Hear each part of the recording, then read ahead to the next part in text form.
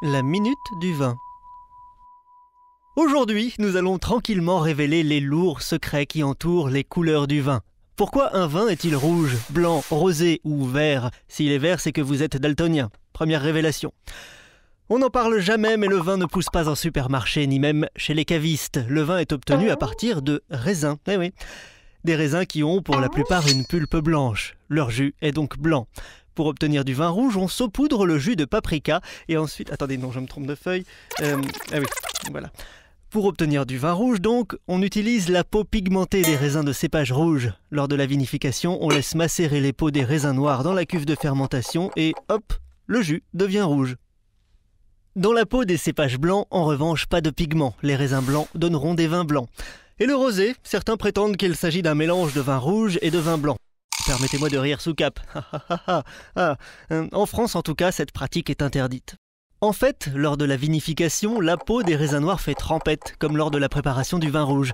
Simplement, elle macère moins longtemps. À ce stade, vous vous demandez certainement si un cépage rouge peut donner un vin blanc. Cette question est consternante. Bien sûr que l'on peut, la pulpe du raisin rouge est blanche, donc si l'on ne laisse pas la peau macérer dans le jus, on obtient du vin blanc. Mais le raisin n'est pas la seule variable dans la couleur du vin, ça serait trop simple. Le cépage, c'est-à-dire la variété de la vigne, influe lui aussi. Par exemple, les cabernets donnent des robes plus intenses que le pinot noir. Il faut encore évoquer le sucre, plus la teneur en sucre est élevée, plus la couleur est intense, et l'âge.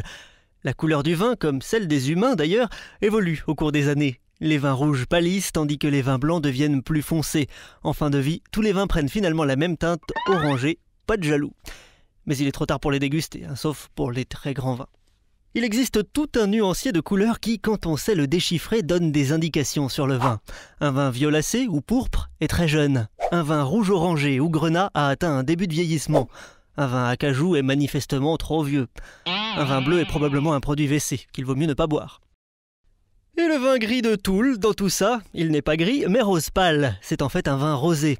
Et le pinot gris d'Alsace, un rosé lui aussi? Pas du tout, il est blanc. Allez comprendre. La semaine prochaine, nous chercherons à comprendre pourquoi le vin s'appelle le vin et pas le jblouf, ce qui serait quand même un plus joli mot.